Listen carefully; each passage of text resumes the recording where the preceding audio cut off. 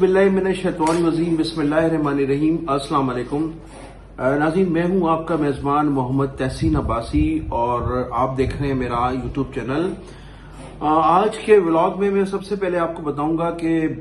मुत्तहिदा कौमी मूवमेंट 90 की जानिब से जो गुज़श्ता रात अमरीका के शहर ह्यूस्टन में एक पुरहुजूम प्रेस कॉन्फ्रेंस थी और उस प्रेस कॉन्फ्रेंस से पाकिस्तान और दुनिया भर के सहाफ़ियों ने उसमें जूम के जरिए जो है वो शिरकत की थी। तो उस प्रेस कॉन्फ्रेंस के हवाले से काफ़ी दिनों से खबरें आ रही थी और ईरान और अमेरिका की जो जंग शुरू हुई थी उससे कबल इस प्रेस कॉन्फ्रेंस को मुनक्कद करना था, लेकिन खित्ते के हालात के बायस ये प्रेस कॉन्फ्रेंस जो है वो मुलतवी कर दी गई थी। और अब ये गुज़श्ता रात प्रेस कॉन्फ्रेंस थी और इस प्रेस कॉन्फ्रेंस के हवाले से मुत्तहिदा कौमी मूवमेंट 90 के कारकुनान को भी खासी जो थी वो खासे मुंतजर थे। हमारे हुकूमती हलके भी मुंतजर थे और हमारे जो खुफिया इदारे हैं वो भी इस कॉन्फ्रेंस के लिए काफ़ी मुंतजर थे। तो गुज़श्ता रात जो प्रेस कॉन्फ्रेंस थी उसमें मुत्तहिदा कौमी मूवमेंट की एक अहम शख्सियत जनाब वासिर जलील, जो बज़ाहिर तो नाज़िम रहे हैं गुलशन टाउन के, लेकिन इसके साथ साथ वो मुख्तलिफ औकात में मुत्तहिदा कौमी मूवमेंट के लिए बड़ी उन्होंने रीढ़ की हड्डी का किरदार अदा किया है। तो एक तवील अरसे से खामोशी अख्तियार किए हुए थे। उनके माफ़ीनामा भी जमा हुआ था लंदन के सेक्रेटेरिएट में, तो उनको न सिर्फ माफ़ी दी गई बल्कि कल उन्होंने प्रेस कॉन्फ्रेंस के जरिए अल्ताफ हुसैन साहब से इजाज़त चाही कि वो मुत्तहिदा कौमी मूवमेंट 90 में दोबारा काम करना चाहते हैं। उन्हें बाकायदा इजाज़त दी गई और इस तरह से प्रेस कॉन्फ्रेंस में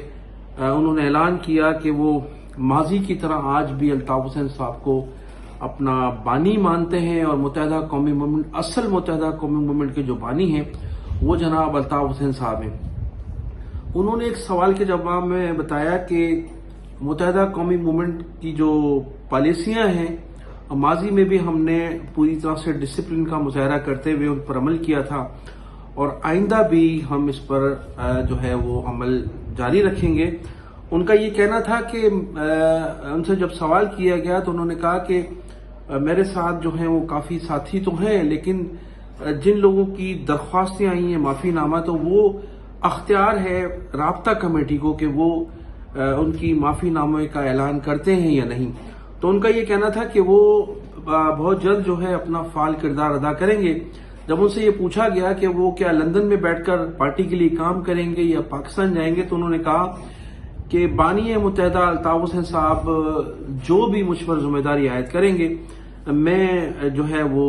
उस जिम्मेदारी को पूरी तरह से माजी की तरह निभाने की कोशिश करूंगा। तो ये जो प्रेस कॉन्फ्रेंस थी ये अमेरिका के शहर ह्यूस्टन में थी और इस प्रेस कॉन्फ्रेंस का एहतमाम राब्ता कमेटी की जानिब से किया गया था। इस प्रेस कॉन्फ्रेंस में दो राब्ता कमेटी के जो डिप्टी कन्वीनर थे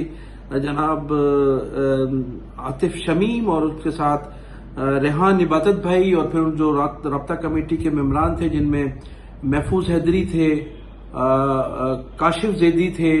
और यूसुफ सईद साहब थे, और इसके साथ साथ और भी एक दो जो ओहदेदारान थे वो मौजूद थे इस प्रेस कॉन्फ्रेंस में। और इसके साथ साथ वहाँ जो मुतहरिक कारकुन है मुत्तहिदा कौमी मूवमेंट के ह्यूस्टन में वो भी मौजूद थे। तो तमाम दुनिया भर के मुल्क के मुख्तलिफ ममालिक से सहाफ़ियों ने उनसे सवालात भी किए। 2 घंटे से ज़ायद जारी इस प्रेस कॉन्फ्रेंस में मुतअद्दिद लोग जो थे वो मौजूद थे। तो इस प्रेस कॉन्फ्रेंस के बाद जो है वो सियासी और समाजी हलकों में एक तो बड़ी खुशी की लहर दौड़ गई है और इस प्रेस कॉन्फ्रेंस के लिए कहा जा रहा है कि ये बारिश का पहला कतरा है। जिस तरह से गुज़श्ता कई दिनों से लोगों के ये तबसरे हैं, लोग ये कह रहे हैं कि मुत्तहिदा कौमी मूवमेंट 90 फाल होने जा रही है, अल्ताफ हुसैन साहब से पाबंदी हटने जा रही है। तो ये प्रेस कॉन्फ्रेंस के बाद लोगों को खासी उम्मीद पैदा हो गई है कि अल्ताफ हुसैन साहब पर जो आयत पाबंदी है उसका भी जल्द खात्मा होगा। और फिर उसके साथ साथ जो मुल्क की इस वक्त सियासी सूरत हाल है, कराची, हैदराबाद और सिंध के शहरी इलाकों में जो एक सियासी गैप है, जो कमी है, اس کو بھی وہ پورا کر سکیں گے. اور اس کے ساتھ ساتھ جو صوبوں کی گفتگو ہو رہی ہے، صوبوں کی تقسیم کی گفتگو ہو رہی ہے، اس حوالے سے بھی الطاف حسین کا جو ہے وہ بڑا اہم کردار مستقبل میں نظر آ رہا ہے. تو اب یہ امید ہو چلی ہے کہ ایک تو جو کراچی کو لاوارث قرار دیا جا رہا تھا، یا سندھ کے شہری علاقوں کے جو لوگ تھے وہ بالکل الگ تھلگ تھے حکومت سے، اور حکومتی معاملات میں ان کو خاصی دشواریاں پیش آ رہی تھیں. تو اب یہ کہا جا رہا ہے کہ الطاف حسین کی انٹری کے بعد، اس پریس کانفرنس کے بعد، الطاف حسین صاحب کی سیاست کی بحالی کے بعد نہ صرف شہری علاقے جو ہیں، شہری علاقوں کے لوگ مستفید ہو سکیں گے، بلکہ سندھ اور پاکستان میں ایک نئی تاریخ رقم ہوگی، اور پاکستان بڑی تیزی سے ترقی کی جانب گامزن ہوگا. ان تمام اس پریس کانفرنس کے دوران چند صحافیوں نے مستقبل کے حوالے سے سوالات کیے کہ معافی کا جو ہے، کارکنان کی معافی کا جو کرائیٹیریا ہے وہ کیا ہے. انہوں نے ماضی میں بھی یہی کہا تھا کہ ان لوگوں کو معافی دی جائے گی جو کم از کم کسی مجبوری کی وجہ سے پارٹی چھوڑ کر گئے تھے، یا کوئی ان پر پریشر تھا، یا کوئی نہ کوئی ایسے معاملات ہیں. لیکن جن لوگوں نے مقبریاں کر کے کارکنان کی گرفتاریوں میں کردار ادا کیا، یا الطاف حسین صاحب کی شخصیت پر کیچڑ اچھالنے کی کوشش کی، اور مہاجر کاز اور خاص طور پر متحدہ قومی موومنٹ کی پالیسیوں سے ہٹ کر